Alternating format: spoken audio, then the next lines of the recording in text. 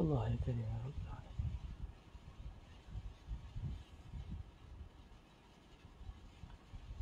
Assalamualaikum warahmatullahi taala wabarakatuh. Bismillahirrahmanirrahim. Alhamdulillahi rabbil alamin. Wassalatu wassalamu ala al-habibil mustafa sayyidina wa maulana Muhammadinil karim wa ala alihi wa itratihi wa ashabihi ajma'in. Asyhadu an la ilaha illallah wahdahu la syarikalah wa asyhadu anna habibana wa sayyidana wa maulana Muhammadan abduhu wa rasuluh wa safiyuhu min khalqihi wa habibuhu addal amanah wa ballagha ar-risalah wa nasaha al-ummah wa kashafa Allahu bihi al-ghummah. Allahumma salli wa sallim wa zid wa barik ala al-habibil mustafa sayyidina wa maulana Muhammadir rasulillah wa ala alihi wa itratihi wa ashabihi wa man walah, amma ba'd.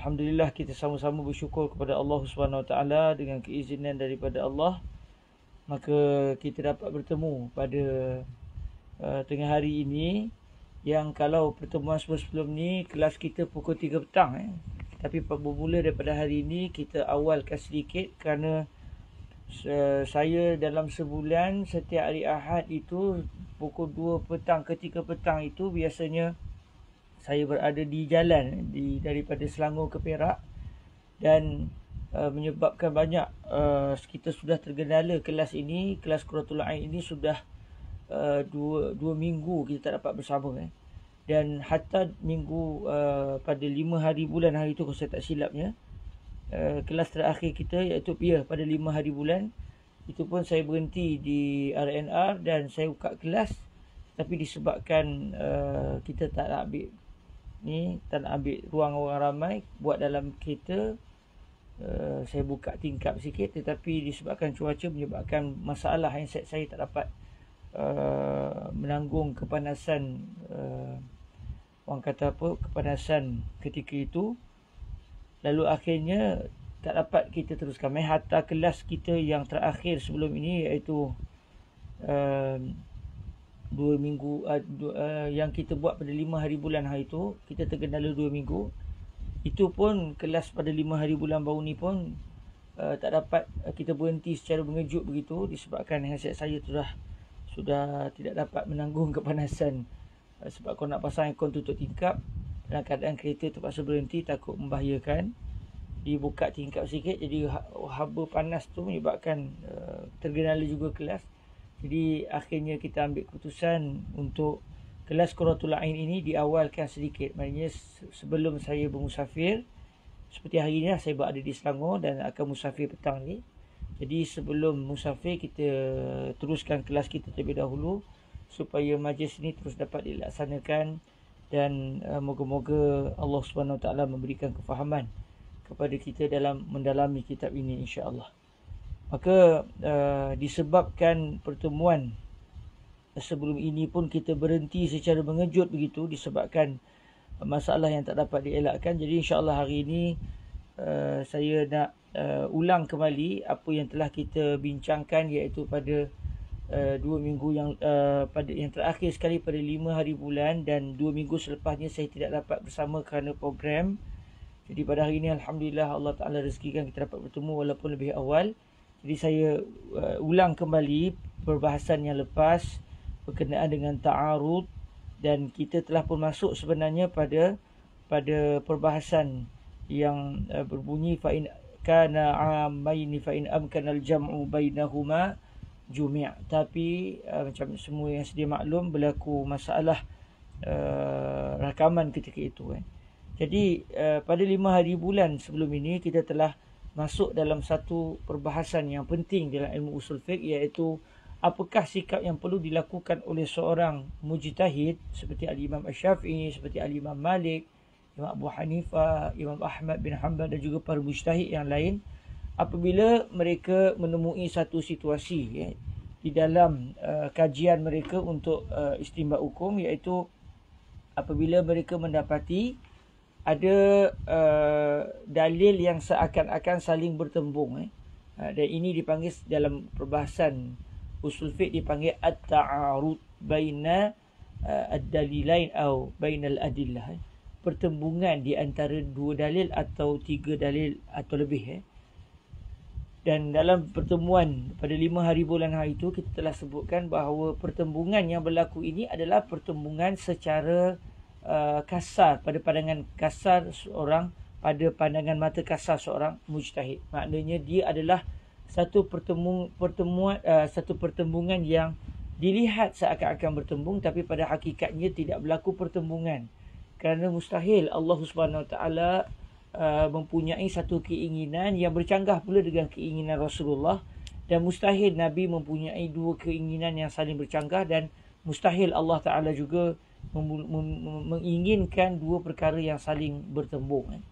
Namun apabila secara realiti fiqahnya seorang mujtahid mendapati dalil saling bertembung secara zahirnya walaupun pada hakikatnya tidak berlaku pertembungan, maka menjadi tanggungjawab seorang mujtahid untuk meneliti apa sebenarnya yang berlaku dan bagaimana penyelesaian bagi memesrakan kembali dua dalil yang seakan bertembung tersebut. Ini adalah satu usaha gigih para mujtahid kita, seperti Al-Imam Asy-Syafi'i, seperti para mujtahid yang lain, yang mereka akan berdepan dengan kepelbagaian dalil sama ada Al-Quran, hadis, ijma', bahkan qiyas yang seakan-akan bertembung pula dengan dalil yang lain, sedangkan setiap dalil itu adalah kuat dan diiktibar.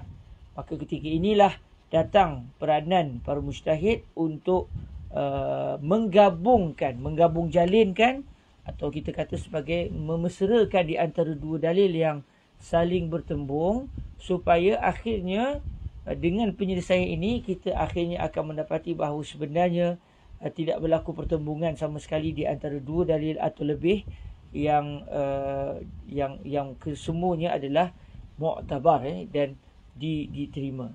Jadi dalam pertemuan pada 5 hari bulan itu, kita telah melihat apa yang disebut secara dasarnya oleh Imam Al-Haramain Al-Juwaini, iaitu beliau menyatakan idza ta'arada nutqani fala yakhlu imma an yakuna 'ammaini aw khassaini aw ahaduhuma 'amman wal akharu khassan aw kullu wahidin minhuma 'amman min wajhin wa khassan min wajhin.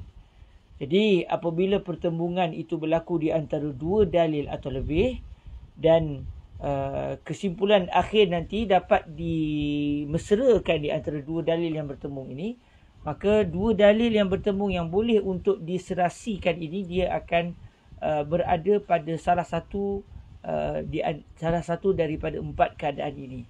Iaitu keadaan yang pertama, kedua-dua dalil itu adalah berstatus am.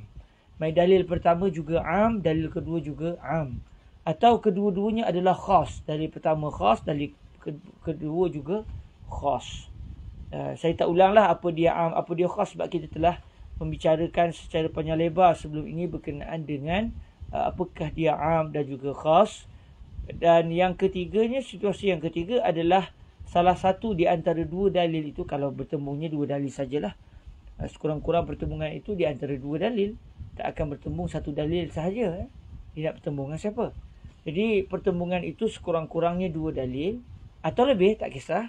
Jadi kalau ada dua dalil yang bertembung, situasi yang ketiga adalah apabila salah satu dalil yang bertembung itu adalah am, manakala dalil yang satu lagi pula adalah khas.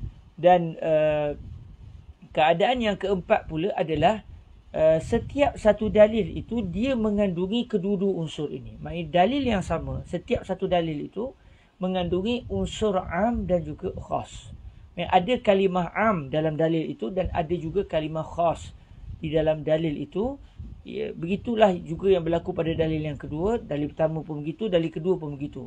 Setiap satu dalil ada am, ada khas, dan bertembung pula dengan satu dalil yang lain yang juga ada am dan juga ada khas. Ada kalimah am dan ada kalimah khas. Jadi bagaimanakah penyelesaian yang perlu dilakukan oleh para mujtahid untuk menggabung, jalinkan di antara dua dalil yang bertembung ini. Ini kalau boleh untuk digabung, jalinkan. Dipanggil al-jam'u. Kita menghimpunkan, kita menggabungkan di antara dua dalil yang bertembung. Ini adalah sikap pertama yang perlu dilakukan oleh seorang mujtahid apabila mereka mendapati ada pertembungan secara zahir di antara dalil dengan dalil. Dan insya-Allah dalam perbahasan tentang al-jam'u bainad dalilain ini kita akan melihat apakah penyelesaian yang didatangkan oleh Imamul Haramain Al-Juwaini bagi menggabung jalinkan dua dalil yang bertembung, yang setiap dua dalil yang bertembung itu kita boleh kategorikan dia kepada 4 keadaan, iaitu kedua-duanya am, kedua-duanya khas, salah satunya am, salah satunya khas, atau setiap satu dalil itu sendiri memiliki unsur am dan juga khas dalam masa yang sama. Nanti kesimpulan dia, setelah kita melihat konsep ini, kita akan meneliti, oh subhanallah, setelah digabung jalinkan itu, akhirnya kita mendapati bahawa dalil itu sebenarnya tidak bertembung. Dalam masa yang sama, ada juga situasi iaitu mujtahid tidak mendapati jalan keluar untuk menggabung jalinkan di antara dua dalil ini. Jadi ketika itu datang peranan yang seterusnya, iaitu mereka kena meneliti di antara dua dalil itu mana yang kuat, mana yang lemah. Maka yang paling kuat itu yang akan dipegang, dan akhirnya ada satu dalil yang dipegang, satu dalil lagi tidak dipegang. Ini dipanggil konsepnya at-tarjih. Ini dipanggil sebagai at-tarjih. Jadi at-tarjih berarti ada dua dalil yang bertembung dan tak mampu untuk digabung jalinkan. Maka ketika itu sikap yang perlu diambil adalah memilih di antara dua dalil itu mana yang lebih kuat. Sebab kedua-duanya adalah dalil dan mu'tabar.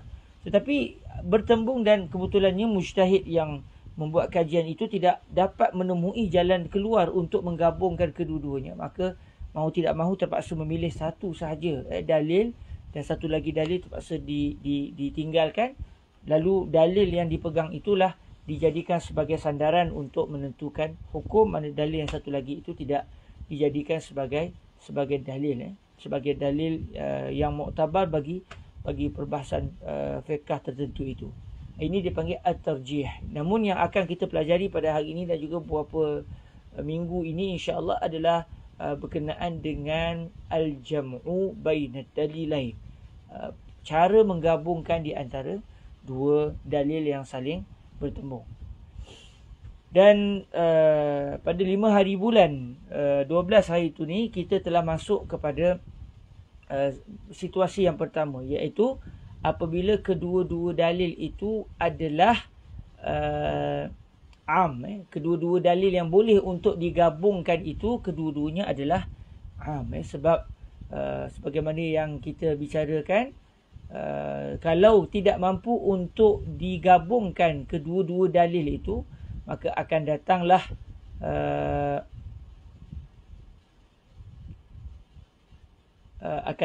peranan seterusnya, iaitu memilih salah satu di antara dua dalil yang kuat itu. Maksudnya nak mengamalkan kedua-dua dalil, maksud menggabungkan di antara dua dalil itu, maksud dia setiap satu dalil itu berperanan dari sudut hukum.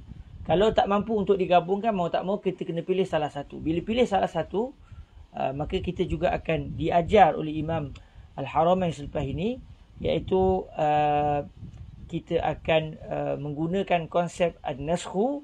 Kalau kita tahu mana satu dulu, mana satu kemudian, dan hatta kalau kita tak mampu untuk mengetahui mana satu dulu, mana satu kemudian, maknanya ada juga satu lagi konsep yang namanya at-tarjih, iaitu memilih salah satu di antara dua dalil yang paling kuat.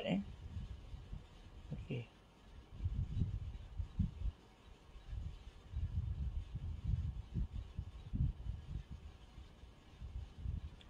Baik, kita akan masuk tuan-tuan yang dirahmati Allah Subhanahu Wa Taala. Yang pertama, iaitu ini perbahasan yang telah dibincangkan pada 5 hari bulan, cuma tiba-tiba berlaku masalah teknikal, terpaksa berhenti kelas serta-merta. Jadi saya ulang kembali dari awal berkenaan dengan situasi yang pertama, iaitu sekiranya kedua-dua dalil itu adalah am. Kedua-duanya adalah am. Dalil pertama pun lafaznya am, dalil kedua juga lafaznya adalah am. Bismillahirrahmanirrahim. Qala Sayyiduna al-Imam Ibn al-Hattab, qala al-Imam al-Hattab al-Maliki radhiyallahu ta'ala anhu wa ardahu wa nafa'ana Allahu bi'ulumihi wa ulumi masyaikhi wa talamizatihi wa qurra'i qurratil aini lahu wa sa'iri musannafatihi wa syurrahiha Allahumma amin. Hala kaunihi syarihan li matn al-waraqat li Imam al-Haramain al-Juwaini rahimahullahu subhanahu wa ta'ala wa nafa'ana Allahu bi'ulumihi wa ulumi masyaikhihi wa talamizatihi wa qurra'i waraqatihi wa sa'iri musannafatihi wa syurrahiha Allahumma amin.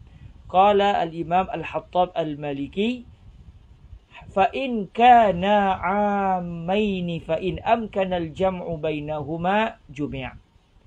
Sekiranya kedua-dua dalil itu adalah am, maknanya dalam hadis, satu hadis contoh ataupun satu ayat Quran itu ada kalimah yang berstatus am, iaitu kalimah itu dia akan memberi maksud seluruh. Am ni maknanya dia mengandungi unsur makna seluruh.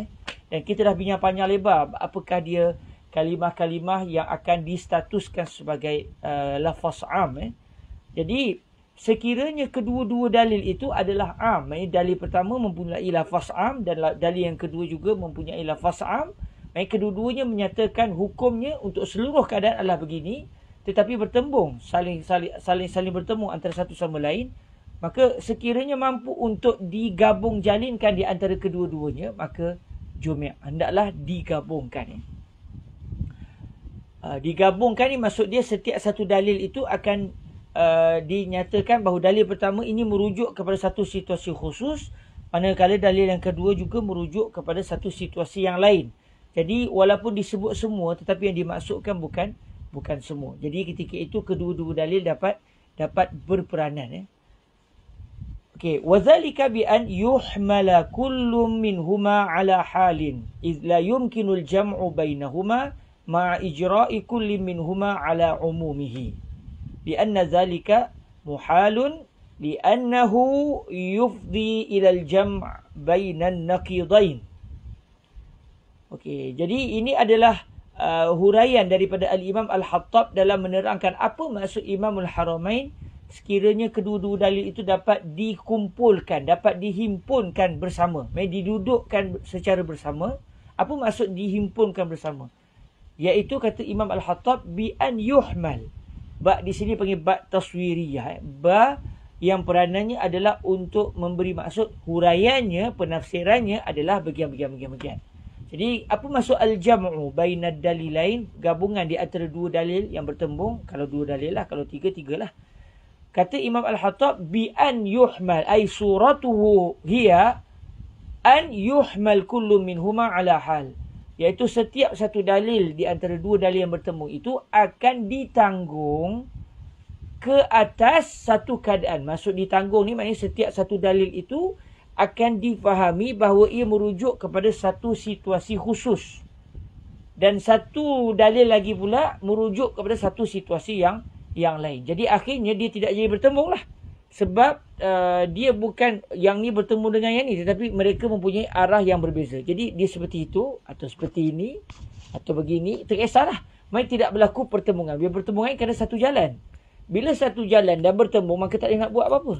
Maka perlu dialihkan untuk satu dalil ke arah yang lain dan satu lagi ke arah yang lain. Maka ketika itu kedua-dua dalil dapat digunakan.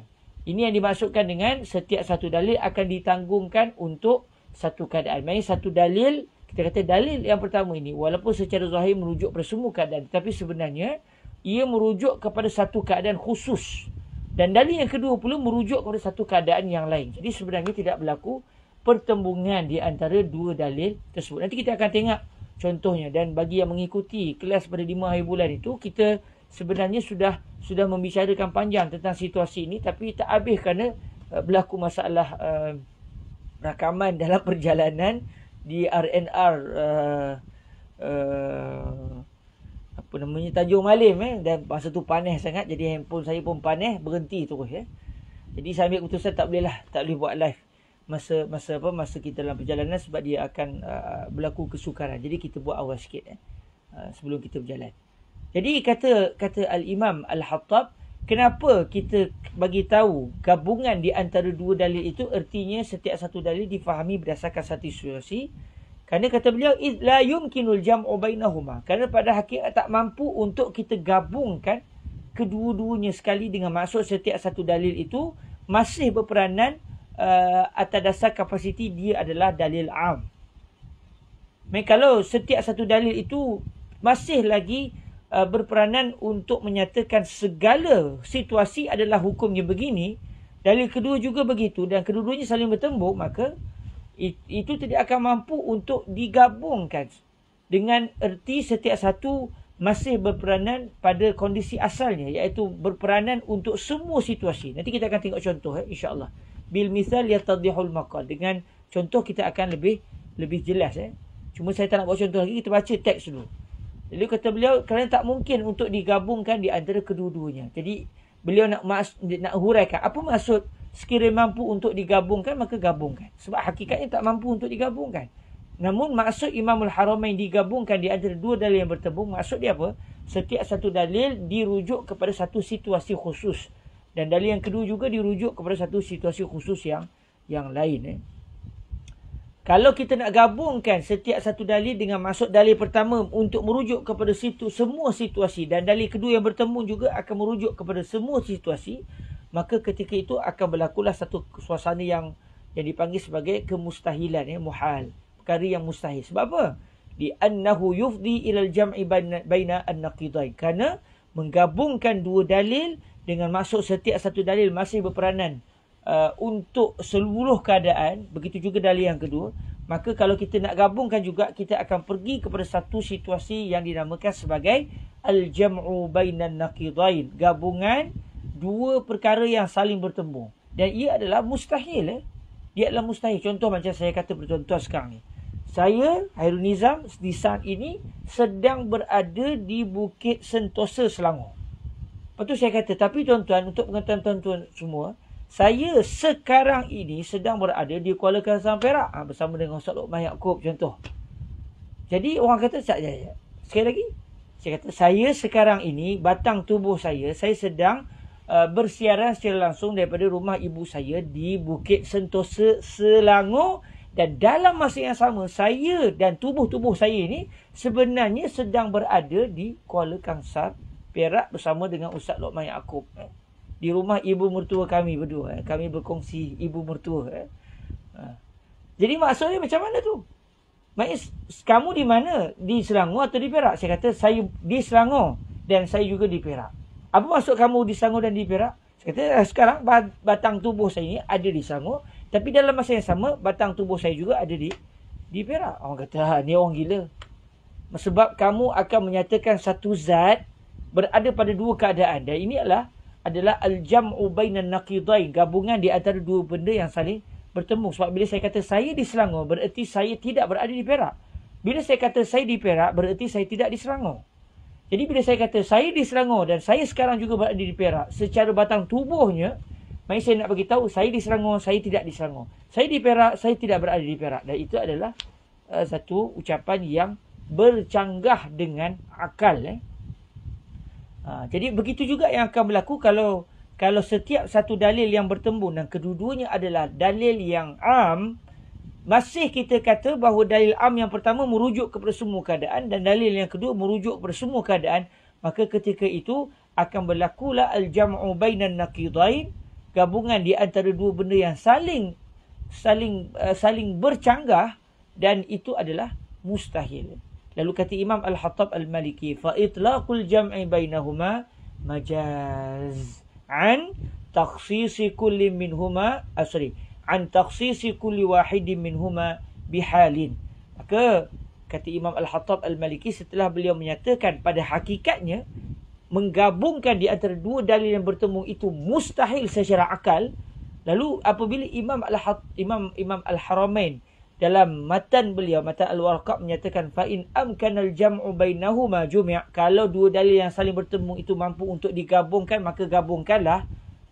Dan kalau dihukum semata-mata dengan lafaz al-jam'u dengan hakikat yang kita faham, iaitu kedua-duanya berperanan, maka itu adalah mustahil secara akal.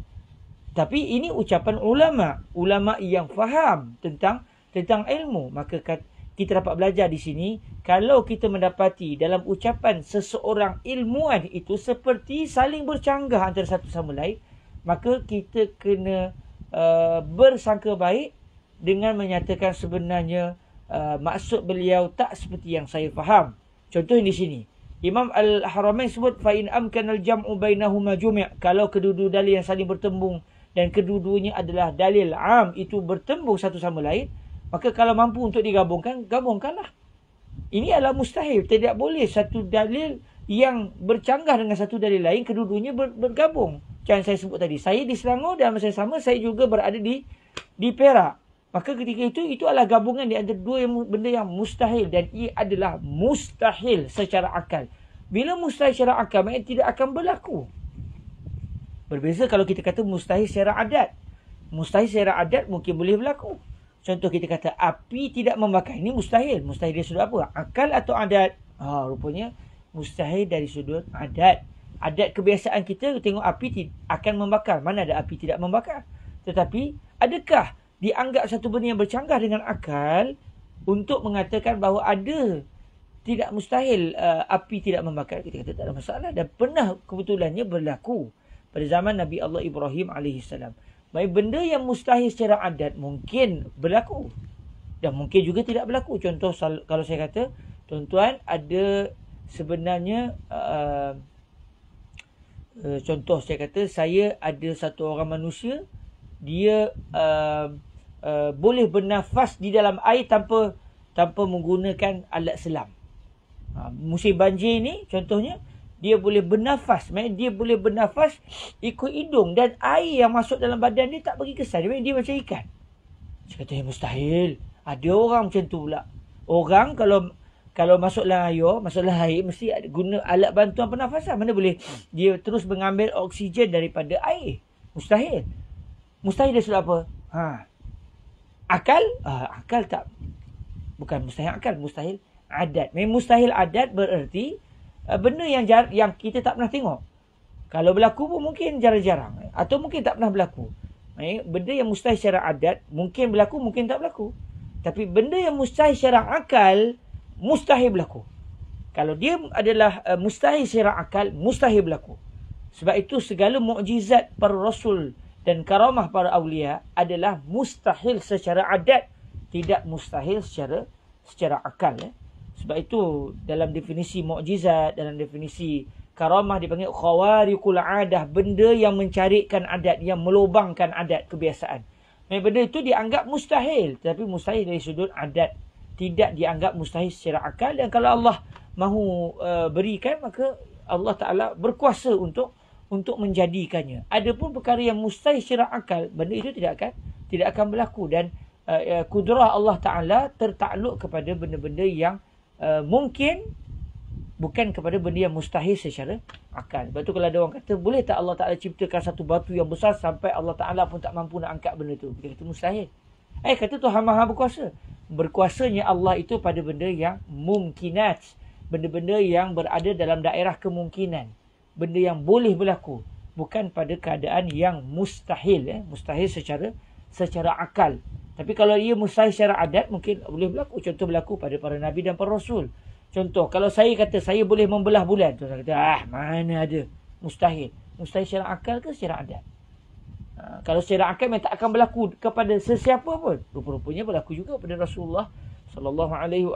Ia adalah mustahil secara adat.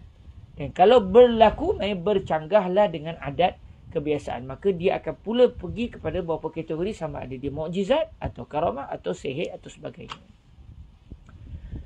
Okey, jadi apabila Imamul Haramain menggunakan kalimah al-jam'u bainad dalilain, dan ia adalah mustahil secara akal, tapi disebut oleh seorang alim kabir, seorang ulama yang besar, maka kita dididik oleh para ulama, jangan cepat menyalahkan. Walaupun secara fakta ni adalah salah, tetapi yang bercakap tu siapa? Yang bercakap tu kedudukan dia bagaimana? Adakah beliau secara kebiasaannya, secara normalnya akan mengucapkan kalimah yang bercanggah? Mustahil. Secara adat mustahil. Tapi beliau sebut Dua dalil ini kalau boleh digabungkan, gabungkan. Dan kalau ikut-ikutnya, mana boleh gabung? Dah dua benda yang bertembung, mana boleh bergabung? Tapi beliau sebut, kita cari jalan penyelesaian. Apa maksud beliau? Maknanya, kata Imam Al-Hattab, فَإِطْلَاقُ الْجَمْعِ بَيْنَهُمَا مَجَازٍ عَنْ تَخْصِيصِ كُلِّ وَاحِدٍ مِّنْهُمَا بِحَالٍ. Maka, penggunaan kalimah al-jam'u, gabungan di antara dua dalil mustahil, dua dalil yang bertembung itu, yang digunakan oleh Imam Al-Haramain Al-Juwaini, bukan maksud gabung dengan erti asal. Main digunakan kalimah gabung, tapi rupanya maknanya lain, bukan makna gabung. Rupanya makna apa? Dia adalah bermaksud setiap satu dalil itu dikecilkan skopnya. Kalau ikut asalnya, bila dia dalil am, dia akan memberi maksud semua. Maksudnya semua situasi yang berkait dengan dalil itu akan dihukum berdasarkan hukum yang disebutkan oleh dalil tersebut. Seluruhnya dalam apa situasi sekalipun. Dalil kedua pun begitu. Tapi nak digabungkan kedua-duanya dengan maksud setiap satu masih berperanan untuk merujuk kepada semua keadaan, itu adalah mustahil. Okey, jadi apa maksud gabungan di antara dua dalil? Maksudnya setiap satu dalil dikecilkan skopnya. Daripada asalnya merujuk kepada semua situasi, kita kecilkan skop. Dia panggil takhsis. Dikecilkan skop kepada, maksud dia apa? Pada sebahagian situasi. Memang bukan lagi pada maksud seluruh situasi. Dalil pertama merujuk kepada sebahagian situasi, manakala dalil yang kedua merujuk kepada sebahagian situasi. Contoh kalau saya sebut pada tuan-tuan, saya berada di Kuala Kangsar sekarang dan saya juga berada di Selangor. Ini mustahil. Tapi kita diajar supaya kalau dengar satu ucapan yang macam bercanggah ni, jangan cepat kata, ni semua mengarut. Fahami apa yang dia maksudkan. Kita bertanya, apa maksud tuan tuan berada di Kuala Kangsar? Saya kata, maksudnya saya ini, rakaman saya, kelas ini dapat dilihat di Kuala Kangsar. Seakan-akan saya berada di Kuala Kangsar. Suara saya dapat didengar daripada Kuala Kangsar. Itu maksud saya berada di Kuala Kangsar. Okey, apa maksud tuan di Selangor? Batang tubuh saya secara fizikal ada di Selangor. Okey, maknanya setiap satu dalil, satu ucapan itu merujuk kepada situasi yang khusus. Bila saya kata saya di Selangor, maknanya saya ingin menyatakan batang tubuh saya sekarang berada di Selangor. Bila saya kata saya ada di Kuala Kangsar sekarang, saya bukan nak kata batang tubuh saya ada di Kuala Kangsar, tapi suara saya, rakaman ini, pergerakan saya ini dapat dilihat di Kuala Kangsar. Kalau begitu, berlakukah pertembungan? Tak berlaku pertembungan. Walaupun pada asal ucapan, saya di Selangor, saya juga sekarang berada di Kuala Kangsar. Itu dua benda yang saling bertembung. Dan itu adalah mustahil. Tapi bila kita mendapati dalam satu ucapan itu seperti ada unsur mustahil, jangan cepat menyalahkan. Tetapi cuba cari jalan penyelesaian. Dan ini adalah manhaj hidup. Manhaj hidup. Bila kita dengar satu ucapan, biasanya benda ini kalau diucapkan oleh musuh kita, sama ada musuh politik ke, atau mana-mana pihak yang tak sebulu dengan kita, tiba-tiba kita dengar dia ucap satu ucapan yang macam bercanggah, cepat benar lah kita kata, tengok cakap tak super bikin, sekali cakap macam ni, sekali cakap macam ni, dan dua benda tu saling bertembung. Inilah kita cepat nak menyalahkan. Tapi manhaj yang diajar oleh Islam tidak begitu.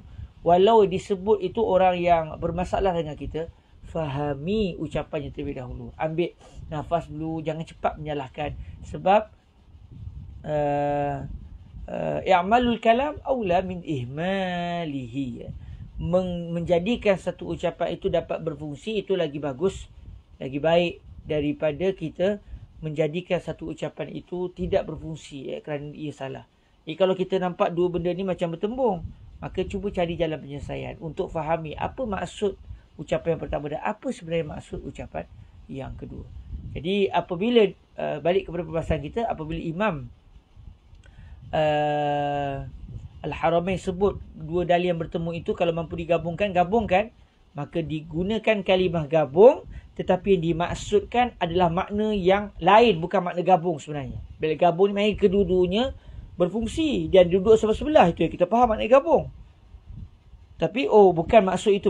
Maksud gabung ada makna lain. Maka berlakulah majaz. Kerana apabila satu kalimah itu digunakan bukan pada makna asal bahasanya, maka dia akan jadi majaz. Dan ini banyak berlaku dalam bahasa Arab. Sebab tu sebagai contoh, bila Allah Ta'ala menyebut satu kalimah yang secara makna bahasanya tidak betul, secara bahasanya benda itu bercanggah dengan akal. Contohnya kita akan kata sebenarnya berlaku majaz. Contoh bila Allah Ta'ala sebut Ar-Rahmanu 'alal 'arsy istawa. Istawa ada banyak makna, tapi antara makna istawa adalah duduk. Macam saya sekarang berada di atas kursi, saya duduk atas kursi, maknanya laqad istawaitu 'alal kursi. Saya telah istiwa di atas kursi. Tapi kalau saya guna ucapan itu ana stawaitu 'alal kursi, benda itu biasa, tak ada benda yang mustahil. Tapi bila kita kata, bila Allah Ta'ala berfirman Ar-Rahmanu 'alal 'arsy istawa, Tuhan yang Maha Pemurah itu di atas aras adalah telah duduk. Tuhan telah duduk di atas aras. Aras pula kalau ikut terjemahan asalnya, aras maknanya singgah sana. Jadi benda itu pada zat Allah mustahil, sebab dia akan menyebabkan ada dua zat dan saling satu zat di bawah, satu zat di atas. Zat di bawah apa dia? Kursi Allah Ta'ala. Manakala Allah pula satu zat yang lain berada di atas. Itu kalau asal digunakan kalimah istawa dengan makna bahasa. Ini mustahil. Mustahil sebab ketika itu kita akan mengatakan bahawa Allah ditanggung oleh sesuatu zat yang lain. Dan dia juga akan menyebabkan berlaku lokasi pada Allah. Sedangkan dulu tidak wujud sebarang zat melainkan hanya Allah Azza wa Jal. Allah pernah wujud tanpa sebarang kewujudan mana-mana zat. Dan kalau berlaku perubahan pada Allah itu mustahil kerana dia akan membawa kepada al-huduth. Maka bila Allah guna Ar-Rahman 'alal 'arsy istawa, kalimah istawa dengan makna bahasa itu sudah bercanggah dengan akal. Tetapi yang menyebut ini siapa? Allah Azza wa Jal. Mustahil Allah Ta'ala akan menggunakan ucapan yang bercanggah dengan akal.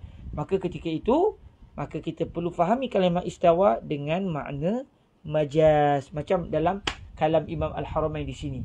Imam Al-Haramain kata gabungkan di antara dua dalil yang bertembung kalau mampu untuk digabung.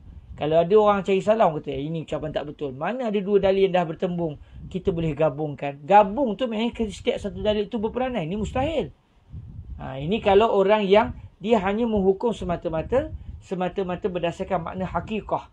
Tapi bagi yang memahami bahasa Arab, dia kata dalam ucapan Arab biasa penggunaan kalimah hakikah, biasa ucapan yang ada unsur majaz.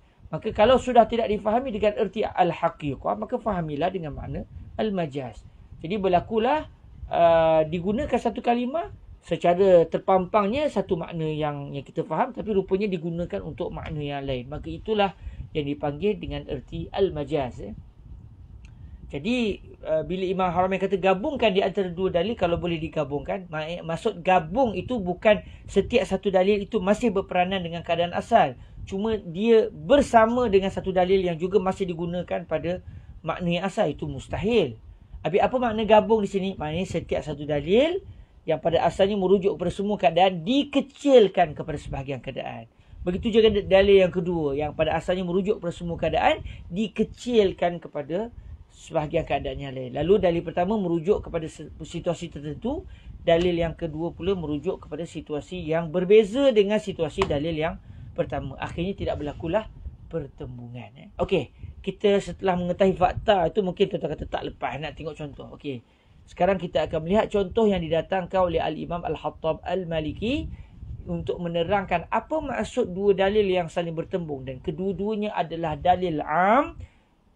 Maka penyelesaiannya kalau mampu untuk dibuat adalah dikecilkan skop dalil yang pertama dan dikecilkan juga skop dalil yang kedua. Lalu tidak berlakulah pertembungan. Kita tengok contoh secara real, secara yang benar-benar berlaku di dalam hadis Rasulullah sallallahu alaihi wasallam.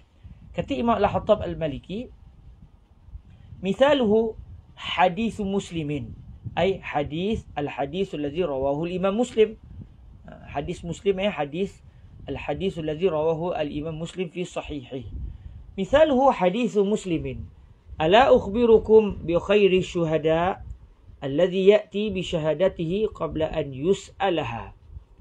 Wa hadithu sahihain khairukum qarni thumma alladhina yalunahum thumma alladhina yalunahum thumma yakunu ba'dahum qaumun yashhaduna qabla an yustashhadu. Fahumil al-awwal ala ma idza kana man lahu syahadah ghayra alimin biha, wathani ala ma idza kana alima. Okey, ni adalah contoh bagaimana berlaku pertembungan di antara dua dalil, tapi secara zahir, iaitu pada pandangan mata kasar kita, kedua-dua dalil ini macam bertembung. Tetapi setelah para mujtahid meneliti secara halus, mereka akhirnya dapat tahu cara untuk gabungkan di antara dua dalil. Maksud gabung ni, dalil yang pertama yang juga adalah am, dalil kedua juga yang adalah am, tidak lagi dianggap sebagai dua dalil am, tetapi dua dalil khas yang merujuk kepada keadaan tertentu. Contoh yang didatangkan di sini adalah satu hadis yang diriwayatkan oleh Al-Imam Muslim, bahawa baginda Nabi SAW bersabda, "Ala ukhbirukum bi khairi syuhada alladhi ya'ti bi syahadatihi qabla ay yus'alaha." Rasulullah menyatakan kepada kita, mahu tak untuk saya memberitahu kamu semua siapakah sebaik-baik mereka yang menjadi saksi di mahkamah. Contohnya, banyak-banyak saksi di mahkamah. Siapakah saksi yang paling baik? Saksi yang paling banyak pahalanya kalau dia menjadi seorang saksi di dalam kes-kes di mahkamah. Lalu kata Rasulullah SAW, sebaik-baik mereka yang menjadi saksi, iaitu di mahkamah, dalam isu-isu yang berlaku, yang dibincangkan di mahkamah, adalah orang yang datang dengan kesaksiannya. Dia datang menjadi saksi, dia kata, saya melihat perkara itu berlaku. Contoh, sebelum dia diminta untuk memberikan kesaksiannya di mahkamah. Baik, ketika berlaku satu kes, contoh, seorang ni didakwa, dia kata, tuan, saya minta maaf tuan, rumah saya sudah dimasuk secara senyap oleh lelaki ini dan dia telah mencuri barang saya tuan. Lalu si hakim tanya, siapa saksi yang telah melihat kejadian curi itu? Lalu saksi tanya kepada orang yang menuduh seseorang itu mencuri. Sebelum sempat dia sebut, tiba-tiba dalam ramai-ramai itu di mahkamah, satu orang kata, tuan, saya kebetulannya memang ada di tepi rumah orang tu. Malam tu saya buat barbecue contoh. Memang saya nampak dia keluar ikut tingkap, bawa barang dan keluar kelang kabut. Kemudian saya dengar tu orang tu, pencuri. Saya melihat peristiwa itu berlaku. Maksudnya, orang yang jadi saksi ini, dia secara volunteer telah menjadi saksi kepada peristiwa jenayah itu berlaku, dalam keadaan tuan rumah tidak pula meminta dia, kamu ada masa tu tak? Dia tak kata begitu. Dia tak sempat nak bagi tahu pun kepada hakim siapa saksi yang melihat kejadian itu. Tiba-tiba satu orang yang kebetulannya pada malam kecurian itu memang berada di rumah tu melihat. Lalu dia bangun secara sukarelanya, dia telah menyatakan bahawa dia adalah orang yang telah menyaksikan jenayah kecurian itu. Maka kata Rasulullah SAW, berdasarkan hadis yang diriwayatkan oleh Al-Imam Muslim, lelaki yang menjadi saksi ini adalah lelaki yang adalah saksi yang paling terbaik, kerana dia telah menjadi saksi sebelum dia diminta untuk memberikan keterangan dan penyaksiannya. Banyak-banyak orang yang menjadi saksi, kata Nabi, yang paling terbaik sekali adalah sebelum kita diminta untuk memberikan keterangan di mahkamah, kita telah menyatakan kepada mahkamah bahawa kita telah melihat jenayah itu ataupun kes itu berlaku. Okey, itu hadis yang diriwayatkan oleh Al-Imam Muslim. Tetapi hadis riwayat Imam Muslim ini bertembung pula secara zahirnya dengan hadis yang juga ada dalam Sahih Muslim, bahkan juga ada di dalam Sahih Al-Bukhari. Iaitu hadis yang kedua ini adalah hadis yang diriwayatkan di dalam dua kitab sahih, iaitu Sahih Al-Bukhari dan juga Sahih Al-Imam Muslim. Apa bunyi hadisnya? Rasulullah SAW bersabda, khairukum qarni thumma allazina yalunahum thumma allazina yalunahum. Sebaik-baik kamu semua adalah kurunku, iaitu mereka yang tinggal sewaktu aku masih hidup dan beriman denganku. Maknanya sebaik-baik manusia adalah mereka yang hidup pada zaman Rasulullah dan beriman dengan Nabi, iaitu para sahabat. Sumallazina yalunahum, kemudian generasi seterusnya yang terbaik adalah mereka yang hidup selepas orang yang hidup pada zamanku, yang beriman denganku, iaitu generasi tabi'in yang terbaik selepas generasi sahabat. Sumallazina yalunahum, kemudian mereka yang selepas mereka, iaitu selepas mereka yang hidup dengan mereka yang hidup bersamaku. Maknanya selepas generasi sahabat, yang paling terbaik generasi tabi'in. Selepas generasi tabi'in siapa pula? Generasi tabi'at tabi'in. Setelah Nabi menyatakan 3 kurun terbaik ini yang kita panggil sebagai as-salaf as-salih, Nabi mula menceritakan apakah pula yang berlaku kepada generasi yang keempat. Summa yakunu ba'dahum qaumun yashhaduna qabla ay yustashhadu. Setelah Nabi menceritakan 3 kumpulan yang terbaik, Nabi kata selepas 3 kumpulan ini akan berlakulah satu kaum, akan muncullah satu kaum yang mereka ini memberikan penyaksian sebelum mereka diminta untuk memberikan penyaksian. Kalau kita pergi terus ke dalam Sahih Al-Bukhari atau Sahih Muslim sebagai contoh, saya dalam catatan saya, hadis ini diriwayatkan oleh Sayyidina Imran ibn Husain radhiyallahu taala anhuma. Sayyidina Imran ibn Husain telah meriwayatkan hadis ini daripada baginda Rasul sallallahu alaihi wasallam. Kalau ikut riwayat penuhnya dalam Sahih Al-Bukhari berbunyi seperti ini, anin Nabi sallallahu alaihi wasallam qala khairukum qarni thumma alladhina yalunahum thumma alladhina yalunahum.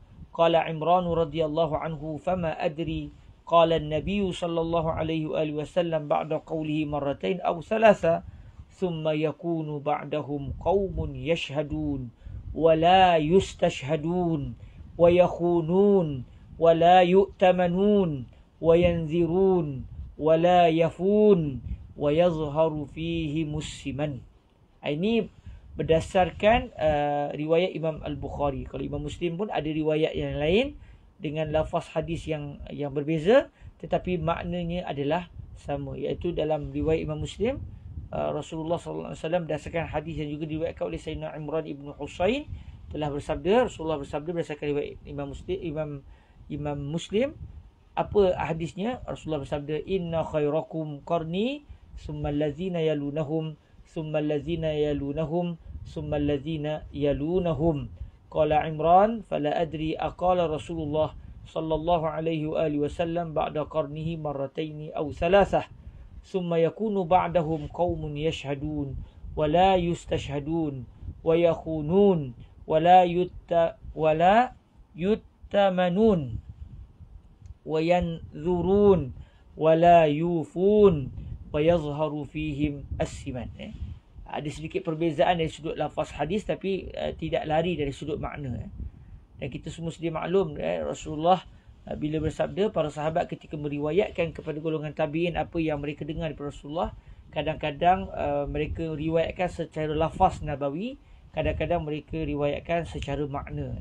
Dan ini menjadi tidak masalah dan dibincangkan panjanglah dalam ilmu ulumul hadis, dalam ulumul hadis, riwayat hadis secara makna. Bila sebut riwayat hadis secara makna, maknanya meriwayatkan hadis bukan berdasarkan lafaz yang disebut oleh Nabi, tetapi lafaz itu digunakan ataupun yang diucapkan oleh sahabat, tetapi makna kepada ucapan sahabat itu sebenarnya pergi dan kena dengan makna yang diinginkan oleh baginda Nabi alaihi salatu wasallam. Dan kita sendiri pun kalau kita cerita, hari itu saya dengar orang ni kata begini, biasanya kita tak hafal teks ucapan orang tu, kita menceritakan kepada orang lain apakah makna yang kita dengar daripada ucapan orang tersebut. Dipanggil riwayah bil makna. Di dalam hadis Sahih Bukhari juga Sahih Muslim ini disebut bahawa Rasulullah bersabda, sebaik-baik kamu semua adalah kurunku, iaitu mereka yang hidup sezamanku, kemudian mereka yang datang selepas mereka, kemudian mereka yang datang selepas mereka. Dan dalam dua riwayat ini, berdasarkan dua riwayat yang saya datangkan ini, Sayyidina Imran ibn Husain tidak pasti adakah Nabi selepas menceritakan yang terbaik kurun baginda, adakah disebut selepasnya 2 kurun atau disebut 3 kurun. Adakah Nabi sebut 3 kurun saja yang terbaik, iaitu kurun Rasulullah, kurun Rasulullah, iaitu para sahabat, kemudian para tabi'in ataupun tabi'in, atau disebut juga 3 generasi selepas generasi sahabat, iaitu sahabat, tabi'in, tabi'in. Adakah begitu? Dalam dua riwayat ini berlaku ketidakpastian daripada Sayyidina Imran ibn Husain sendiri. Tapi dalam riwayat yang lain, kita dapat menjejaki riwayat lain, tahulah kita bahawa Nabi sebut 3 kurun ini saja yang terbaik. kurun sahabat, generasi sahabat, tabi'in dan juga tabi'in. Selepas tabi'in, apakah yang akan muncul? Kata Nabi, kemudian selepas daripada mereka, iaitu selepas golongan tabi'in, akan muncullah satu kaum yang mereka menjadi saksi sedangkan mereka tidak diminta untuk menjadi saksi. Mereka mengkhianati dalam keadaan mereka tidak bersikap amanah. Mereka bernazar tetapi mereka tidak menunaikan nazar. Dan mereka itu adalah tanda-tandanya secara fizikal, mereka itu akan terzahir pada mereka akan kegemukan. Generasi kuat makan yang rata-rata orang generasi itu semua badan-badan besar sebab makannya kuat sampai obesity Maknanya generasi sahabat, generasi tabi'in, generasi tabi'in itu secara umumnya masyarakat bukan masyarakat obes Macam hari ni ramai yang obes sampai alhamdulillah kita diet dan dulu saya pun sempat jadi obesity dan alhamdulillah sekarang ni dah tak obes. Lepas makannya timbang, nak check kita punya berat badan kita sesuai dengan ketinggian kita atau tidak. Alhamdulillah sekarang dah tak obes. Dulu mantan obesity Jadi kalau kita tengok cara ucapan Nabi ini bukan pujian. Nabi kata kemudian akan muncullah selepas generasi tabi' ini siapa? Satu kaum yang mereka menjadi saksi sedangkan mereka tidak diminta untuk menjadi saksi. Mereka mengkhianati dalam keadaan mereka ini bukan orang yang amanah. Mereka bernazar dalam keadaan mereka tidak menunaikan nazar. Ini adalah ciri-ciri kumpulan yang sudah tidak menjadi kumpulan yang terbaik. Apa cirinya? Salah satunya mereka menjadi saksi sebelum diminta menjadi saksi. Ini adalah sikap tidak baik kumpulan ini. Orang tak suruh jadi saksi, orang tak minta pun dia tolong jadi saksi. Tiba-tiba dia pula secara volunteer mandai-mandai nak jadi saksi di mahkamah. Nabi kata ini adalah saksi yang tidak baik. Apa maknanya? Sebab saksi yang paling tak elok, yang paling buruk di mahkamah adalah mana-mana saksi yang tidak diminta untuk jadi saksi. Dia tidak disuruh pun untuk bangun dan tampil menjadi saksi. Tiba-tiba dia sendiri secara sukarela menjadi saksi. Berdasarkan hadis ini, seburuk-buruk saksi, makna hadis ini kita dapat faham, seburuk-buruk saksi adalah orang yang menjadi saksi sedangkan dia tidak diminta untuk menjadi saksi. Kisah ini bertembunglah dengan hadis yang awal-awal kita dengar tadi, hadis riwayat Imam Muslim yang Rasulullah menyatakan, ala ukhbirukum bi khairi syuhada. Mau tak saya bagi tahu kamu sebaik-baik saksi itu siapa? Maknanya sebaik-baik saksi dalam apa keadaan, dalam seluruh situasi, siapakah yang paling terbaik menjadi saksi? Tak kira zaman saya ke, zaman tabi'in ke, tabi'in ke, di Malaysia ke, di Makkah ke Madinah ke, di mana saja dan pada bila masa sahaja sekalipun, yang paling terbaik adalah mereka yang menjadi saksi sebelum diminta untuk menjadi saksi di mahkamah. Dalam masa yang sama, hadis yang diriwayatkan juga oleh Al-Imam Muslim dan turut diriwayatkan oleh Al-Imam Al-Bukhari, kesimpulan daripada hadis ini, tahulah kita bahawa seburuk-buruk orang menjadi saksi dalam mana-mana keadaan, dalam mana-mana zaman sekalipun adalah orang yang tidak disuruh untuk bangun menjadi saksi tetapi dia sendiri yang secara sukarela menjadi saksi. Akhirnya apa yang berlaku? Dua hadis ini bertembung. Hadis pertama kata kalau satu orang tu dia tak disuruh menjadi saksi tapi dia bangun menjadi saksi, ini adalah saksi yang paling terbaik. Tapi hadis kedua dan juga sahih menyatakan saksi paling tak elok adalah satu orang dia tidak disuruh untuk menjadi saksi, tiba-tiba dia bangun dan secara sukarela menjadi saksi. Maknanya saksi yang paling teruk adalah orang yang tidak disuruh menjadi saksi tetapi bangun menjadi saksi. Dalam masa yang sama, sebaik-baik saksi adalah orang yang tidak disuruh menjadi saksi tetapi bangun untuk menjadi saksi. Mereka kalau satu orang dia tidak disuruh menjadi saksi di mahkamah, tiba-tiba dia bangun, yang Arif, saya melihat peristiwa ini berlaku. Status orang ni apa dia? Dia adalah orang yang paling terbaik menjadi saksi. Dalam masa yang sama, dia juga orang yang paling buruk menjadi saksi. So nak buat macam mana sekarang? Dua-dua hadis sahih dan bertembung. Mana boleh dia adalah saksi yang paling baik, dalam masa yang sama dia juga saksi yang paling buruk, paling keji sekali.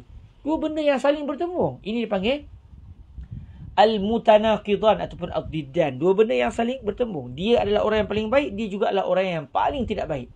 Ini saling bertembung dan ia ia mustahil diucapkan oleh Rasulullah dengan makna yang terpapar pada kita. Sebab hadis pertama ni hadis yang pada unsurnya khairus syuhada, sebaik-baik saksi. Maksudnya dalam apa keadaan sekalipun. Maksudnya kalau ikut semata-mata hadis yang pertama ini, dalam apa situasi sekalipun sebaik-baik saksi orang yang menjadi saksi sebelum diminta. Tapi hadis yang kedua juga merujuk kepada erti umum, iaitu dalam apa situasi sekalipun seburuk-buruk saksi adalah orang yang menjadi saksi sebelum disuruh. Sekarang dua dalil ini kedua-duanya am dan dalam masa yang sama kedua-duanya bertembung. Dan secara logik mustahil Rasulullah ingin menyatakan siapa yang menjadi saksi sebelum diminta dialah sebaik-baik saksi, iaitu yang paling banyak pahala. Dalam masa yang sama dialah seburuk-buruk saksi, iaitu yang paling banyak mendapat dosa kerana menjadi saksi. Dia paling banyak dapat pahala sebab jadi saksi, dia juga paling banyak dapat dosa sebab jadi saksi. Ini dua benda yang mustahil diucap oleh seorang yang adalah maksum, iaitu para nabi dan para rasul. Apatah lagi kalau yang berbicara itu adalah sebaik-baik para nabi dan para rasul, iaitu Sayyiduna Rasulullah sallallahu alaihi wasallam.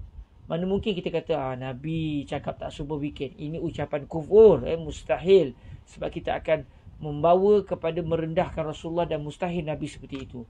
Okey, tapi secara realiti sudah ada di depan mata kita seperti ini, kita nak buat macam mana?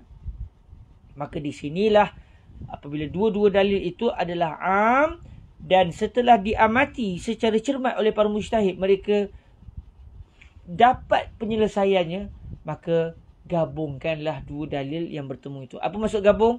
Iaitu kecilkan skop kedua-dua hadis itu. Kalau hadis pertama pada asalnya merujuk ingin menyatakan dalam semua situasi saksi yang terbaik adalah orang yang menjadi saksi sebelum dia diminta untuk jadi saksi, itu pada asalnya kecilkan skop dia. Lalu kita akan jadi kata apa? Dalam sebahagian keadaan saksi yang paling terbaik adalah orang yang bangun menjadi saksi sebelum disuruh untuk menjadi saksi. Kalau ikut hadis yang kedua pula, kalau asal-asalnya kita akan menyatakan hadis ini menunjukkan dalam apa keadaan sekalipun saksi paling jelek, saksi yang paling banyak dosanya adalah orang yang bangun menjadi saksi sebelum diminta untuk menjadi saksi. Kecilkan skop hadis kedua ini. Lalu kita akan kata sebenarnya Nabi ingin menyatakan dalam beberapa situasi orang yang menjadi saksi sebelum diminta dia adalah yang paling teruk sekali. Akhirnya berlaku tak pertembungan di antara dua hadis? Tidak berlaku, sebab sudah diletakkan pada dua situasi yang berbeza. Mari kita kata hadis yang pertama merujuk kepada sebahagian keadaan. Hadis kedua sebenarnya bukan untuk merujuk pada semua keadaan, tetapi juga untuk sebahagian keadaan yang lain. Ini yang disebut oleh Imam Al-Hattab, fahumilal awwal ala ma idza kana man lahu syahadah ghaira alimin biha. Maka datanglah bila nak gabungkan di antara dua dalil yang bertembung ini, iaitu kita nak kecilkan skop setiap dalil itu. Baik kita nak kata dalil pertama untuk situasi tertentu, hadis kedua untuk situasi yang lain, maka ketika itu para ulama perlu berijtihad, perlu mengkaji dan berusaha untuk mengenal pasti berdasarkan sangkaan mereka apakah situasi yang diingin disebut oleh hadis yang pertama dan apakah situasi yang ingin disebut oleh hadis yang kedua. Lalu di sinilah biasanya akan berlaku perbezaan pandangan para fuqaha, para mujtahid di dalam menggabung jalinkan di antara dua hadis yang bertembung. Jadi antara sebahagian para ulama akan mengatakan untuk merujuk kepada situasi isu saksi ini, sebahagian para ulama akan mengatakan hadis pertama yang menceritakan sebaik-baik saksi adalah orang yang menjadi saksi sebelum disuruh, itu merujuk kepada ala ma idza kana man lahu syahadah ghaira alimin biha. Ini merujuk kepada situasi orang yang dia ingin mendapatkan penyaksian, dia perlukan orang yang menyokong dia untuk membenarkan dakwaan dia, dia tak tahu siapa yang boleh memberikan penyaksian. Contoh macam isu Tuan Rumah tadi ya. Tuan Rumah mengadu kepada hakim, wahai Tuan Hakim, saya nak buat satu dakwaan. Apa dakwaan kamu? Pada malam tarikh sekian-sekian, sewaktu saya sedang tidur, tiba-tiba saya dengar satu suara, lalu saya membuka lampu. Di saat itu saya melihat si fulan ini yang bernama katakan Michael contoh. Si Michael ini dia telah masuk dalam rumah saya dan rupa-rupanya dia telah mencuri duit saya, dan ketika itu dia lari dan saya melihat perkara itu berlaku depan mata saya. Saya tengok bising-bising, saya pun buka, tengok duit dah habis. Saya pun buka tingkap, masa tu saya nampak dia sedang berlari meninggalkan rumah saya. Dan saya nampak tanda dan rupa-rupanya inilah orangnya yang nama Michael ni. Hakim berkata, siapa saksi selain daripada kamu yang melihat bahawa Michael pada malam tersebut mencuri dan masuk ke dalam rumah kamu? Lalu Tuan Omar kata, yang tu saya tak tahulah Tuan Hakim. Saya tak tahulah, tapi saya nampak dengan mata saya sendiri. Ni orang yang memerlukan bantuan sokongan orang lain untuk membenarkan ucapan dia, dia tak tahu siapa yang boleh menjadi saksinya. Maka ketika itu, kalau dalam perbicaraan itu ada satu orang yang kebetulan malam itu dia melihat peristiwa itu berlaku dan dia hadir dalam perbicaraan itu, tiba-tiba dia bangun, wahai Tuan Hakim, demi Allah saya pada malam itu betul-betul berada di rumah tuan kita ni, dan saya melihat dengan mata kepala saya memang si Michael ni kelang kabut turun terjun daripada tingkap, bawa duit-duit tuan rumah ni dibawa lagi. Saya tengok dengan mata kepala saya. Bukan saya, kawan saya bersama. Betul tak, Ali? Betul. Saya pun tengok dah 2 orang. Dan ketika itu, inilah kata para ulama yang diinginkan oleh hadis yang pertama, iaitu sebaik-baik saksi adalah orang yang menjadi saksi sebelum dia diminta untuk menjadi saksi. Manakala hadis yang kedua yang menyatakan bahawa seburuk-buruk saksi, maksudnya orang yang paling tak elok sekali dalam penyaksian adalah siapa? Orang yang sebelum diminta menjadi saksi, dia sendiri tampil menjadi saksi. Kata para ulama, hadis kedua itu merujuk kepada satu situasi, iaitu ala ma iza kana aliman, ay aliman bi asyahadah. Iaitu hadis kedua sebenarnya merujuk kepada satu situasi, iaitu satu keadaan orang yang mendakwa itu, dia tahu siapa yang boleh menjadi saksinya. Dia tahu. Contoh macam dalam isu tu, bila Tuan Hakim kata, saya minta kepada kamu yang mendakwa bahawa si Michael ini telah mencuri duit kamu pada tarikh sekian-sekian. Tolong bawakan saksi. Dia kata, Tuan Hakim, saksi ni banyak sangat melihat peristiwa tu. Tuan Hakim nak berapa? 10? Ada 10 orang saya boleh datangkan. Tuan Hakim nak 20 orang? 20 orang pun saya boleh datangkan. Sebab saya dah bertanya kepada jiran-jiran saya, kebetulannya jumlah yang sangat ramai kebetulan malam itu melihat peristiwa itu berlaku. Tuan Hakim nak berapa orang? Orang tu cakap macam tu, tuan rumah tu cakap, Tuan Hakim nak berapa orang? 4 orang. 4 orang sikit sangat. Kalau Tuan Hakim nak 10, saya ada 10 orang. Kalau Tuan Hakim nak 20 orang, saya dah tanya, saya dah jumpa 20 orang yang boleh jadi saksi. Tuan Hakim nak berapa? Tuan rumah tahu siapa yang boleh menjadi saksi. Tiba-tiba di saat itu satu orang yang ada di mahkamah kata, Tuan Hakim, saya pada malam itu memang nampak benda ni berlaku. Dia tak disuruh pun oleh orang yang rumah yang dicuri itu untuk menjadi saksi. Tiba-tiba dia bangun, Tuan Hakim, saya melihat peristiwa itu berlaku. Kata Nabi, ini seburuk-buruk saksi. Jadi maknanya ketika itu berlaku pertembungan di antara dua hadis ini? Jawapannya tidak berlaku pertembungan, kerana hadis pertama merujuk kepada keadaan tertentu, hadis kedua pula sebenarnya merujuk kepada keadaan tertentu. Itu adalah ijtihad sebahagian para ulama untuk menggabung jalinkan, memesrakan di antara dua dalil yang pada asalnya di mata kita seperti bertembung. Okey, itu ijtihad sebahagian para ulama. Macam saya sebut tadi, apabila dua dalil saling bertembung, lalu para ulama ingin memesrakan di antara dua dalil yang bertembung itu, biasanya akan berlaku perbezaan cara kefahaman setiap faqih dengan faqih yang lain, setiap mujtahid dengan mujtahid yang lain di dalam memesrakan dua dalil yang bertembung tersebut. Lalu kata Imam Al-Hattab, wa hamala ba'duhum al-awwala, maksudnya al-hadith al-awwala, ala ma kana fihi haqqullah wa kat-talaqi wal-'ataq, was-thaniya ala ghairi zalik. Sebagai ulama pula, apabila melihat dua dalil hadis ini, hadis pertama cerita sebaik-baik saksi, hadis kedua cerita seburuk-buruk saksi, sebagai ulama juga dapat menggabung jalinkan dua dalil tersebut, tetapi dengan cara kefahaman yang berbeza sedikit dengan kefahaman yang pertama. Sebahagian ulama kefaham macam mana pula? Mereka mengatakan hadis yang pertama merujuk kepada isu-isu yang membabitkan hak Allah.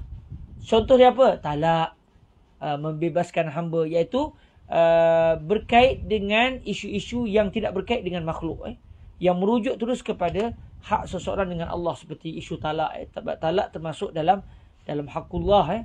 Hak talak, sebab tu ada beberapa peruntukan talak yang dibenarkan, itu bukan rekaan kita, itu semua telah ditetapkan oleh Allah, maka ia berkait dengan hak Allah Azza wa Jal. Begitu juga membebaskan seseorang hamba daripada perhambaan. Ini adalah berkait dengan hak Allah. Tetapi hadis yang kedua pula merujuk kepada situasi yang selain daripada hak Allah, iaitu hak yang membabitkan manusia. Isu kecurian, isu rompakan. Macam isu zina, contoh isu zina tak boleh. Isu zina termasuk dalam hakullah. Kerana mudah ceritanya, isu yang berkait dengan hak Allah ni tak ada istilah ada orang dizalimi. Manakala hak manusia ni maknanya ada pihak yang dizalimi. Ada pihak yang haknya diambil. Jadi kalau hadis kedua yang menceritakan sebuah saksi itu merujuk kepada selain daripada hak Allah, iaitu hak manusia. Contoh isu kecurian, maknanya dalam isu-isu berkait dengan kes yang berkait antara manusia dengan manusia ni, itu yang paling tak elok sekali menjadi saksi adalah orang yang bangun menjadi saksi sebelum diminta. Tapi dalam isu-isu yang membabitkan hak Allah, isu talak, isu nafkah, isu katakan puasa, solat, maka ia membabitkan hak Allah, maka sebaik-baik saksi adalah orang yang bangun menjadi saksi sebelum diminta untuk dia menjadi saksi. Ini cara kefahaman ulama yang kedua pula. Dalam mereka nak menggabungkan dua dalil yang saling bertembung. Dan kalau kita meneliti perbahasan-perbahasan fiqh, kita akan jumpa dua dalil yang bertembung ni biasanya akan dijumpai oleh para mujtahid kita cara untuk menggabung jalinkan di antara dua dalil yang bertembung. Tetapi cara kefahaman mereka itu kadang-kadangnya saling berbeza, lalu membuahkan percambahan dan juga perbezaan mazhab fiqh. Contoh macam isu sentuh lelaki perempuan yang berwuduk. Semalam saya di Sungai Buloh membincangkan isu dalil ini, isu dalil.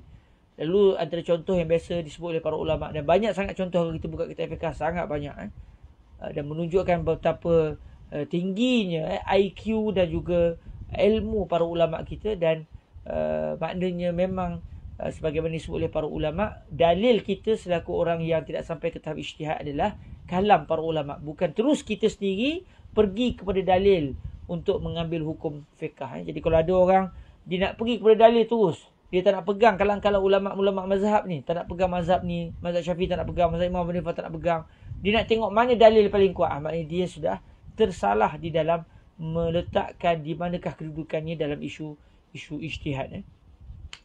Jadi contoh macam pegang perempuan, pegang isteri batal tak batal. Mazhab Syafi'i kata batal, mazhab Imam Malik kata tak batal kalau tanpa syahwat. Kita tengok dalam sahih Bukhari, cerita Rasulullah sedang sembahyang sunat, lalu Nabi sujud dengan waktu yang sangat lama sehingga menimbulkan kerisauan di hati Sayyidatuna Aisyah.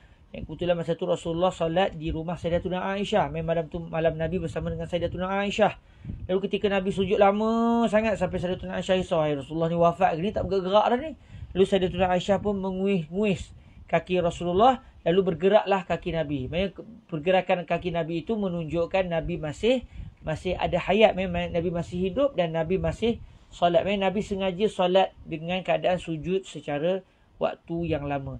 Dan dalam hadis itu Nabi tidak pula membatalkan solat baginda, Nabi meneruskan solat sunat tersebut. Maka hadis ini bertembung dengan firman Allah Ta'ala, aula mastumun nisa, yang menjadi pegangan mazhab Imam Asy-Syafi'i. Hadis riwayat Sahih Bukhari tadi, hadisnya sahih. Dalam masa yang sama, ayat Quran juga adalah dalil. Yang mana kalau ikut ayat Quran, aula mastumun nisa, ayat ini secara zahir menunjukkan dalam apa keadaan sekalipun, apabila berlaku persentuhan di antara lelaki dan perempuan, ia membatalkan wuduk. Tapi hadis Sayyidatuna Aisyah itu menunjukkan tidak berlaku pembatalan wuduk apabila berlaku persentuhan di antara suami dan isteri. Sedangkan kalau ikut kefahaman yang kita lihat dalam ayat Al-Quran, aula mastumun nisa, ayat ini menyatakan berlaku pembatalan wuduk kalau berlaku persentuhan. Jadi dua dalil yang saling bertembung secara zahir. Maka bagaimanakah cara untuk dimeserakan dua dalil tersebut? Lalu akhirnya Imam Asy-Syafi'i sebagai contoh berijtihad dalam isu ini. Imam Asy-Syafi'i kata dalil Al-Quran itu, tapi cuma contoh ni bukan merujuk kepada situasi yang sedang kita pelajari, iaitu kedua-dua dalil adalah am. Manakala dalil satu lagi dua-duanya am lalu dikecilkan kedua-dua skopnya. Ini contoh ni tidak merujuk kepada situasi yang sedang kita pelajari. Cuma saya nak buat contohnya bagaimana dalil yang bertemu itu akhirnya dimeserakan. Lalu Imam Syafi'i kata dalil firman Allah Ta'ala aula mastumun nisa itu merujuk kepada semua keadaan tanpa berkecuali. Adapun hadis Rasulullah itu sebenarnya ia merujuk kepada satu situasi, iaitu Rasulullah ketika itu tidak mustahil baginda memakai alas kaki, iaitu memakai stokin atau pakai khuf. Atau mungkin Nabi ketika itu sebenarnya dalam keadaan tidak memakai sebarang pelapik. Tetapi Sayyidatuna Aisyah ketika itu yang memakai sarung tangan contoh, lalu menguis Nabi dalam keadaan berlaku persentuhan tanpa langsung, tapi ada lapik, berlaku lapikan di antara sentuhan itu. Jadi sebenarnya tidak berlaku pertembungan. Jadi ini contoh bagaimana para ulama cuba menggabungkan di antara dua dalil. Tapi Imam Malik pula memahaminya dengan kefahaman yang lain, juga menggabungkan di antara dua dalil yang bertembung, tetapi cara kefahamannya berbeza dengan kefahaman Al-Imam Asy-Syafi'i dalam menggabungkan dalil. Imam Malik kata hadis yang diriwayatkan oleh Sayyidatuna Aisyah itu menunjukkan berlaku sentuhan tanpa lapik, sebab tak dinyatakan berlaku lapik di antara sentuhan itu. Jadi kita fahami bahawa keduanya tanpa lapik. Tetapi ayat Quran itu pula merujuk pada semua situasi. Jadi kalau ikut kefahaman Imam Malik, dia akan pergi kepada kedua-dua dalil itu adalah am, lalu dikecilkan skop setiap satu dalil. Imam Malik akan mengatakan hadis Sayyidatuna Aisyah merujuk kepada satu keadaan, iaitu sentuhan tanpa syahwat. Manakala ayat Al-Quran yang berbunyi aula mastumun nisa bukan merujuk kepada semua keadaan, tapi sebahagian keadaan, iaitu sentuhan yang bersyahwat. Jadi ayat Al-Quran merujuk kepada sentuhan yang bersyahwat.